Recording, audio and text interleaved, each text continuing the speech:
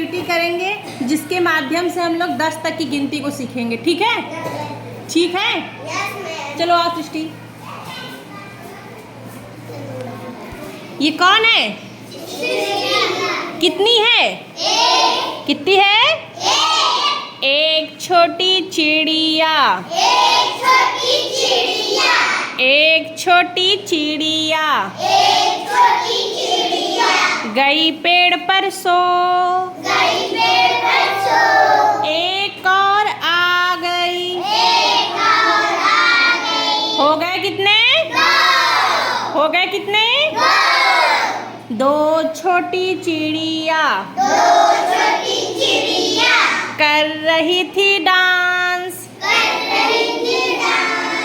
एक और आ गई। हो गए कितने? कितने हो गए? तीन छोटी चिड़िया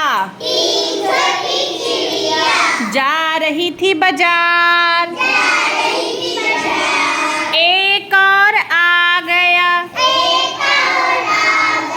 हो गए कितने? कितने हो गए? चार छोटी चिड़िया गा रही थी गाना। एक और आ गई। हो गए कितने? कितने हो गए? पांच छोटी चिड़िया खा रही थी खाना। एक और आ गए। कितने हो गए?